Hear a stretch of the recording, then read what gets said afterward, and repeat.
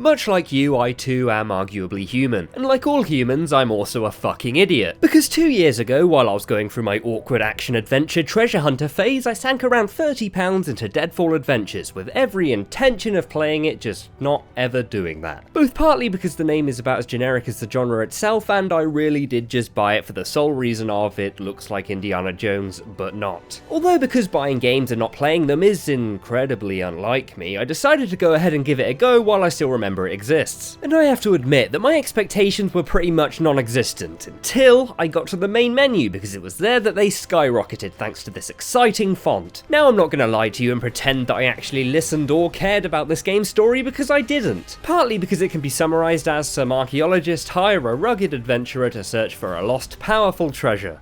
Wow. A rugged adventurer by the name of James Quatermain and an archaeologist by the name of Jennifer Goodwin, whose personality pretty much consists of I may be a woman, but that doesn't mean I can't have an adventure. And last but in no way least, you have the obligatory Nazis, who want all the power to themselves, because you really can never go wrong with the Nazis, can you really? But if you thought that this game was going to have anywhere near the depth of, say, a Tomb Raider game, then you'd be like me and wrong. Because it's a first-person shooter, an awesome first-person shooter, but still just a first-person shooter. And although it doesn't have the fun of reaching an area through extreme platforming, it does have the Indiana Jones style of blowing up an ancient statue to open a room with less value than the statue you just blew up. But because there's only like 4 really fun puzzles and the rest are just really boring iterations combined with some awful dialogue, it ends up feeling a lot less Indiana Jones and a lot more The Mummy, which isn't bad, it's just a really different kind of good.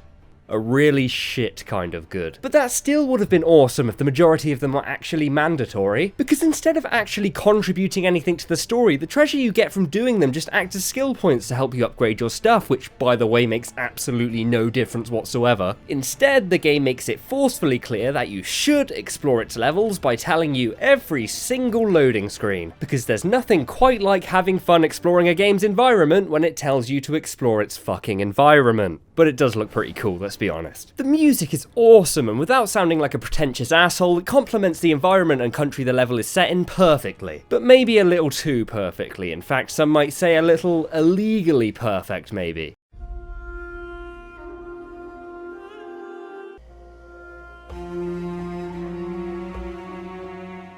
And although I do like to make fun of the fact that it is just a first-person shooter, the first-person shooting feels awesome nonetheless. Especially awesome when you're fighting off hordes of mummies with a revolver in one hand and a torch in the other, which is no doubt why they decided to rip it straight from Alan Wake. I really wanted to like this game, I really did, but it's super buggy and it felt like they wanted it to be something that they didn't know how to properly do.